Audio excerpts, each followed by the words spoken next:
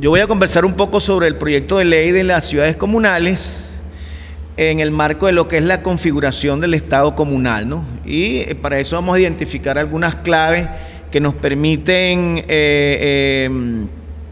digamos, observar con más claridad cuál es la pretensión del legislador con la elaboración de esta ley, ¿no?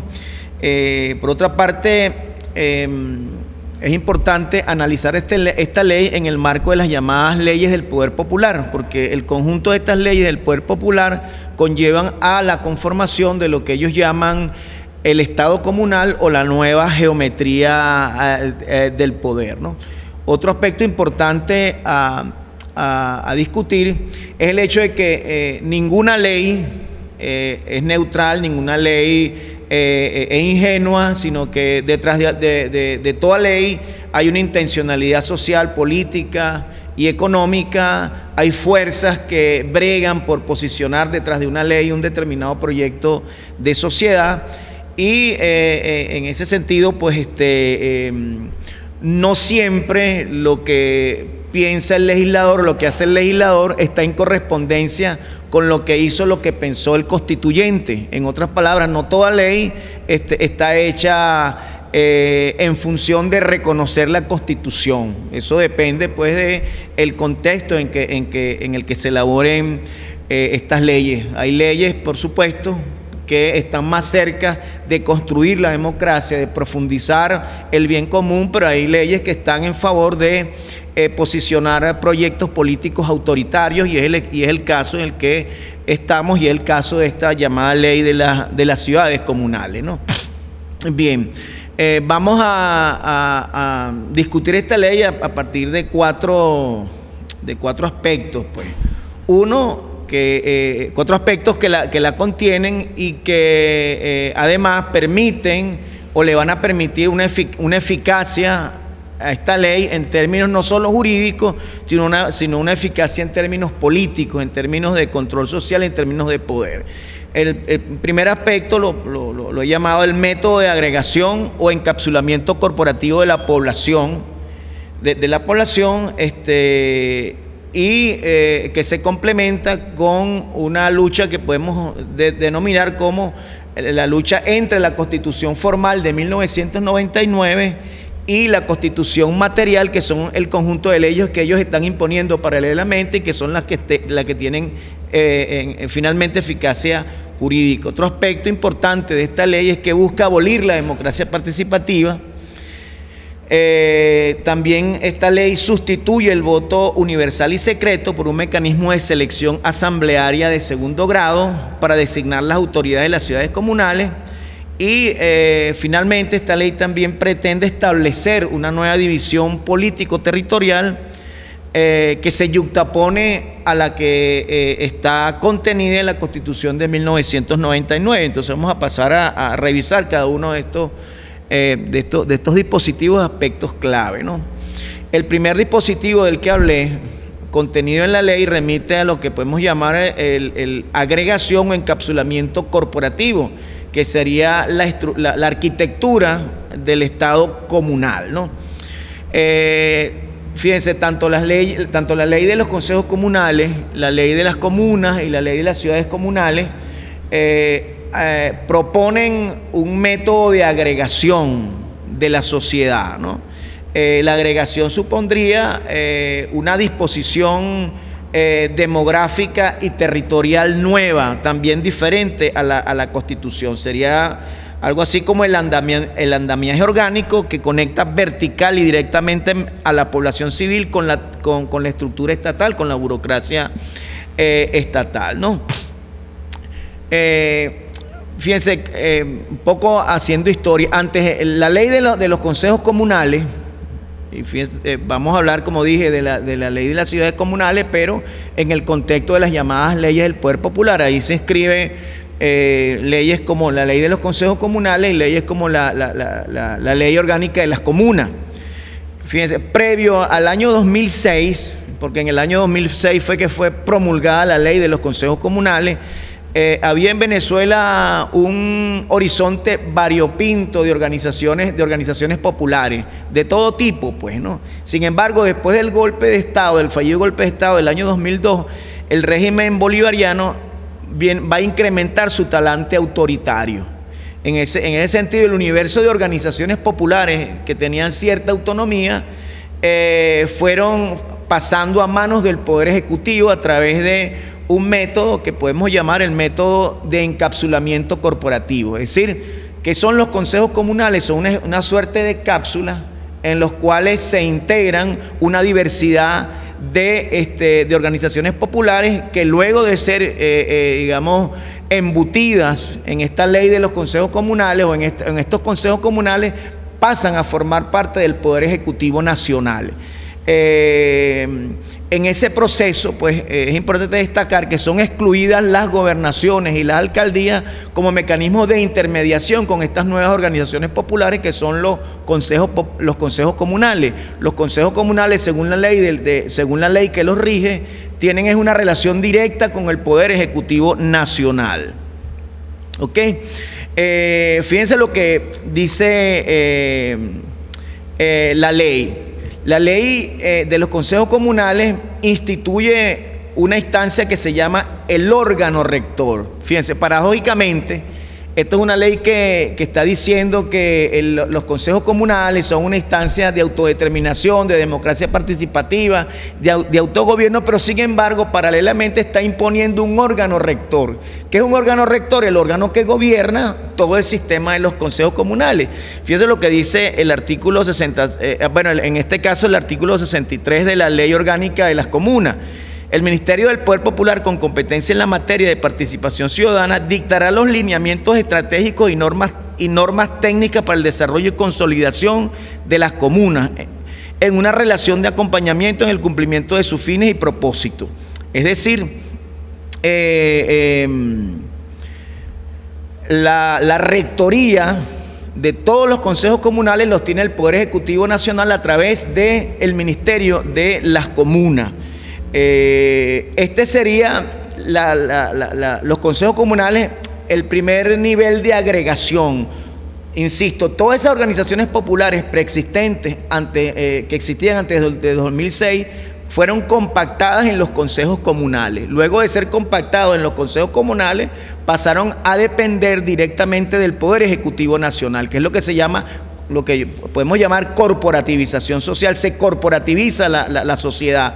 ¿Qué significa esto? No le puede parecer irrelevante, sin embargo, la corporativización significa que la diferenciación entre sociedad civil y Estado se diluye, desaparece, y las organizaciones terminan pareciéndose o terminan identificándose y homogenizándose con el Estado. Entonces ya no nos sentimos sociedad civil, ya no nos sentimos autónomos, sino que nos sentimos como también funcionarios públicos, funcionarios del Estado.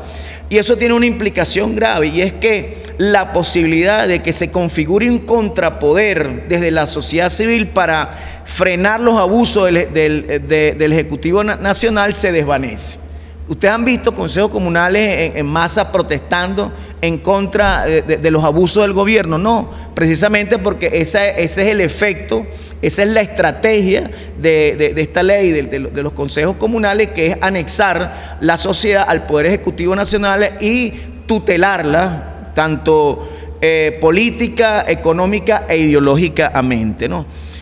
Pasamos luego a un segundo nivel de agregación. Ya ahora aparecen las comunas, entonces ahora son los consejos comunales que se van a compactar en torno a las comunas. Va a ser un segundo nivel de agregación.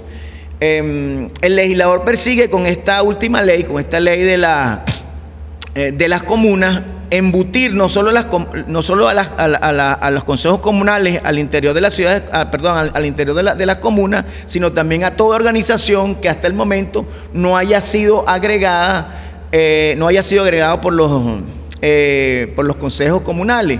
Ahora son agregados por las comunas, todos estos consejos comunales y otras organizaciones. Y el tercer nivel de agregación serían las ciudades comunales. Ahora, las ciudades comunales van a agregar a las comunas. Fíjense que es una cadena de agregación. Primero los consejos comunales agregan a las organizaciones preexistentes, autónomas. Luego las comunas agregan a los consejos comunales. Y luego las ciudades comunales agregan a las comunas, corporativizando, cerrando el proceso de corporativización. Esto es una ley que tiene una tendencia, a mi juicio, totalitaria. Si bien nosotros aún no podemos hablar que estamos ante un Estado totalitario, podemos hablar que estamos ante un autoritarismo hegemónico, donde no hay elecciones competitivas y hay una limitación de los derechos humanos importantes. Sin embargo, esta ley apunta en una dirección totalitaria, es decir, embutir a la sociedad en su conjunto en las ciudades comunales a fin de facilitar el control por parte del Poder Ejecutivo, el Poder Ejecutivo Nacional, ¿no? Hay otro aspecto bien importante, otro aspecto muy álgido y preocupante. Fíjense, hay un conjunto de leyes que se vienen conformando paralelamente, que se vienen creando por vía administrativa, por leyes habilitantes o a través de lo que se llamó, o el papel que jugó la llamada Asamblea Nacional Constituyente, leyes que progresivamente vienen desplazando, vienen sustituyendo y vienen desconociendo la Constitución. Y una de esas leyes es la ley de las ciudades comunales. Fíjense, la ley, todas las leyes del Poder Popular son inconstitucionales, desconocen la Constitución. Si ustedes revisan la Constitución, ustedes no van a conseguir por ahí el concepto de consejos comunales, ni de comunas, ni de ciudades comunales. Eso no existe en la Constitución. Son leyes que paralelamente se han venido imponiendo después de que en el año 2007, si ustedes recuerdan, hubo se promovió una reforma de la Constitución y mayoritariamente esa propuesta de reforma donde se proponía el Estado comunal fue rechazada. Como fue rechazado, entonces progresivamente han ido creando un marco de leyes paralelas que le están dando legalidad a lo que se llama el Estado comunal, que puede ser considerado como un Estado paralelo, ¿no? Fíjense, yo voy a citar aquí un fragmento de la ley, del proyecto de ley de ciudades comunales, donde dice lo siguiente. Fíjense: la ciudad comunal tiene como propósito una nueva institucionalidad del poder popular en el marco de la ley constitucional del Plan de la Patria para la conformación y ejercicio del gobierno por parte de las comunas a través del sistema de planes y decisiones para el tránsito hacia una sociedad socialista. Fíjense, aquí se habla de la ley constitucional del Plan de la Patria. La ley constitucional del Plan de la Patria, que es una ley que se formuló en el marco de una Asamblea Nacional Constituyente, irrita porque no la convocó el soberano y no fue iniciativa del soberano, como dice el artículo 5 de la Constitución. Bueno, ellos crearon un marco de leyes que llaman constitucional. Fíjense que utilizan el calificativo de constitucional precisamente porque de constitucional no tienen nada. Entonces, ellos llaman sus leyes constitucionales. ¿Con qué finalidad? Bueno, por una parte, para otorgarle a estas leyes legalidad en la esfera del imaginario social, es decir, de hacerle creer a la gente que efectivamente son constitucionales. Y por otra parte, para instituirse como constitución material. Aquí es importante hacer una distinción entre la constitución formal, que es la escrita en proceso constituyente en el año 1999, y lo que funciona en realidad. Fíjense, la Constitución del 99 se ha convertido, ellos la han convertido, el sistema político nuestro, el régimen bolivariano la ha convertido en letra muerta y la ha sustituido por un conjunto de leyes que son las que tienen efectividad jurídica, son las que tienen la capacidad de incidir y de afectar de alguna manera la libertad de la ciudadanía. Es decir, la que tiene las leyes que realmente tienen efectividad son esas leyes que ellos llaman constitucionales, que por supuesto, como decía, son leyes inconstitucionales, son leyes que están desconociendo la Constitución formal y que se están instituyendo como constitución material, ¿no?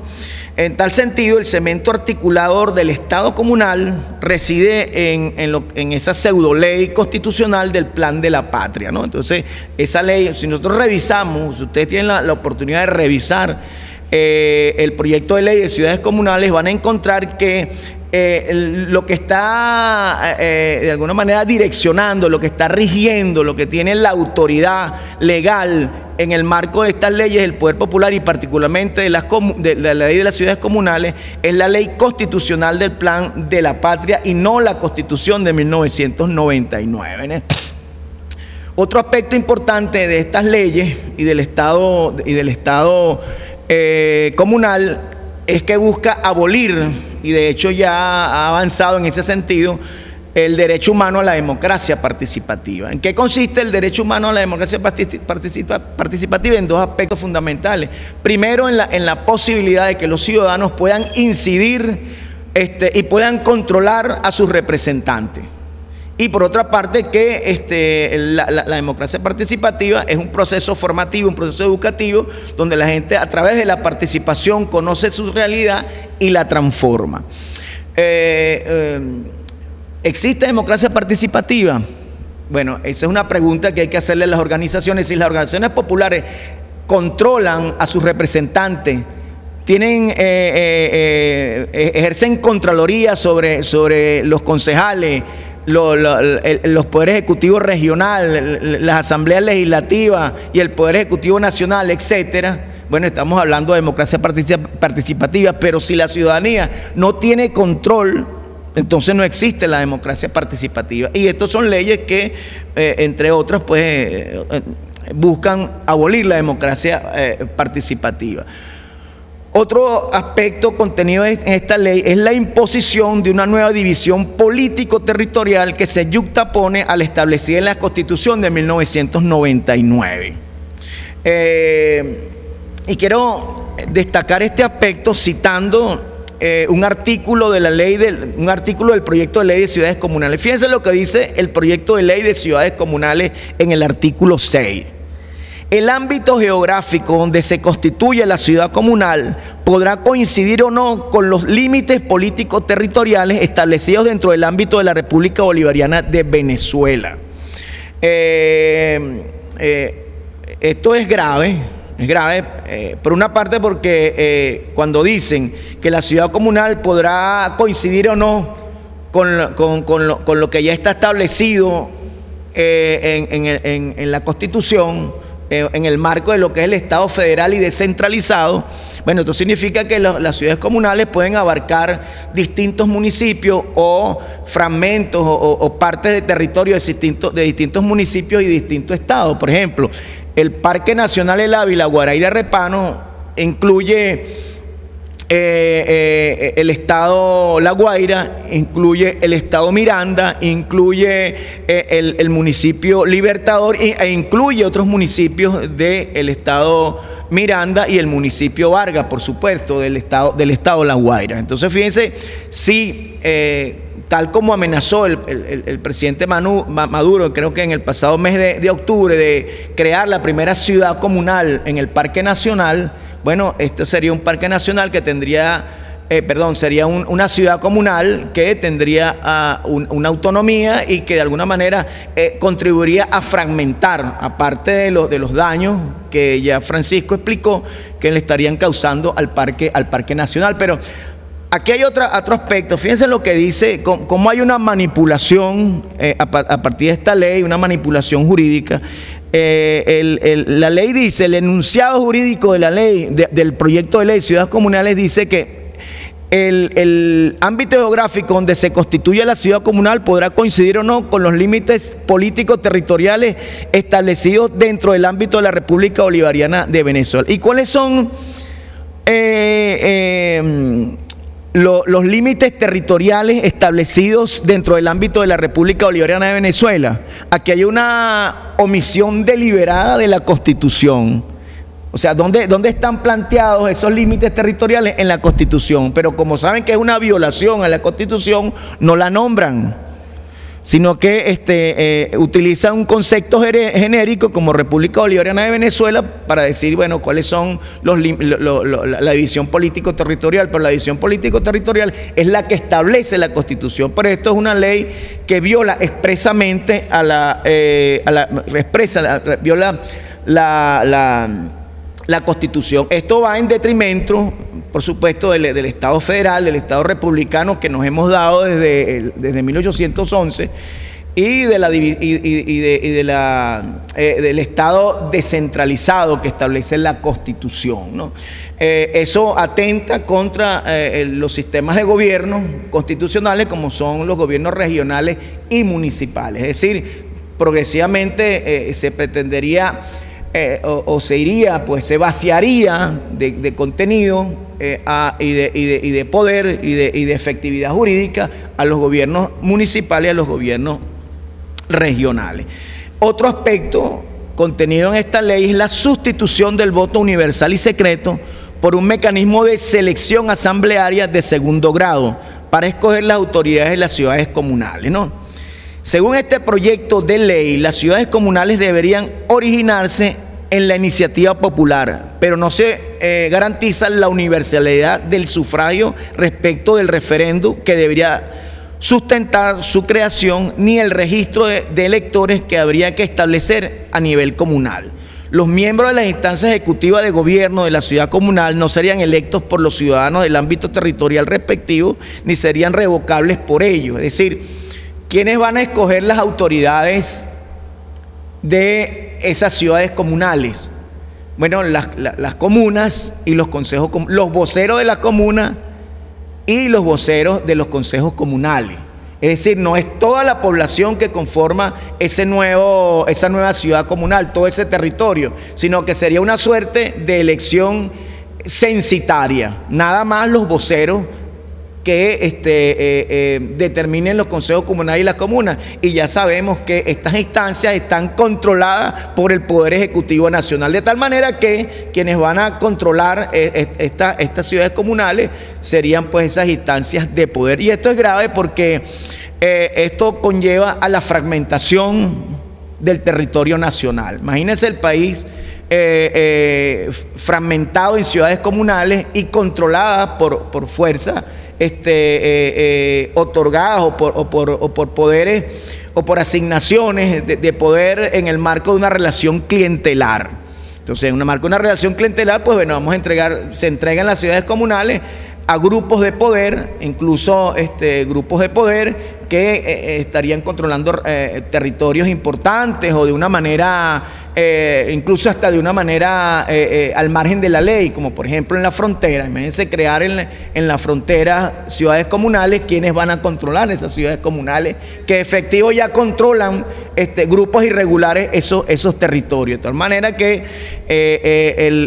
sería una fragmentación del país y una entrega en el marco de una relación clientelar a grupos de poder que muchos de los cuales están al margen de la ley, ¿no?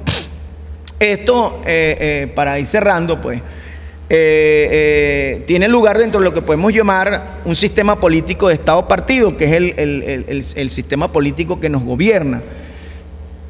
¿En qué consiste? Bueno, en que el partido gobernante forma un solo cuerpo con el aparato administrativo y coercitivo del Estado, actúa como su órgano político y obtiene sus recursos de la finanza del Estado. Además, excluye la posibilidad de alternancia de otros partidos en el Poder Ejecutivo o en la formación de una mayoría en el Poder Legislativo, lo que estamos en este momento viviendo, ¿no? En suma, pues, en el caso del Parque Nacional Guaraíra Repano, pues esta ley lo que estaría es legitimando la ocupación por parte de determinados grupos de poder, grupos económicos y grupos políticos de este parque nacional y por supuesto también de otros parques nacionales. En suma, pues está en juego la integridad territorial y digamos, el equilibrio ecológico, que ya, como explicó también Francisco, viene siendo muy vulnerado, pero que con esta ley pues se legalizaría la gestión depredadora y extractivista que en este momento se viene llevando a cabo. Muchas gracias.